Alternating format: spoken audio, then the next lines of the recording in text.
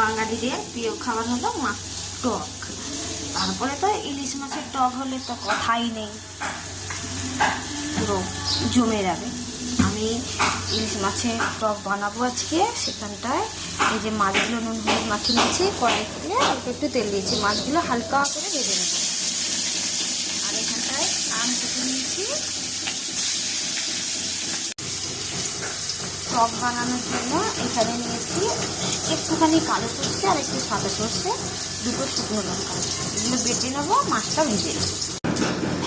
মাছগুলো ভেজে তুলে নিয়েছি, দিয়ে দেবো শুকনো লঙ্কা আর দেবো একটু পাঁচফোড়ন।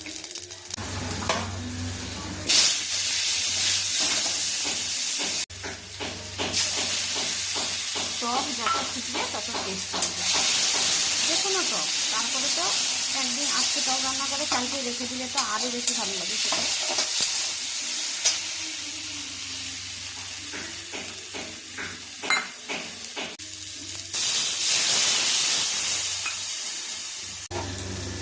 দিয়ে দেবো নুন, দেবো হলুদ, বেশি করে জল দিয়েছি, অনেকটা টক ফুটবে বলে তাই। আর দিয়ে দেবো একটু মিষ্টি। টক কিন্তু একটু মিষ্টি মিষ্টি হলে ভালো লাগে, তাই জন্য প্রায় 2 টেবিল চামচ চিনি দিয়েছি।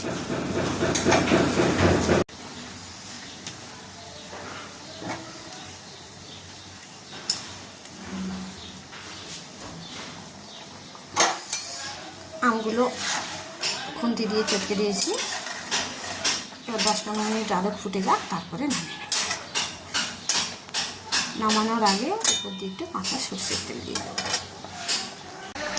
দিয়ে দেবো 2-4 ফোঁটা তেল, বেশি দেবো না, বেশি দিলে টকের মধ্যে ভালো লাগবে না, গন্ধ করবে। তারপরে দিয়ে দেবো লেবু পাতা গাছ থেকে ছিঁড়ে নিয়ে এসেছি, লেবু পাতা। এবার নামিয়ে নেবো।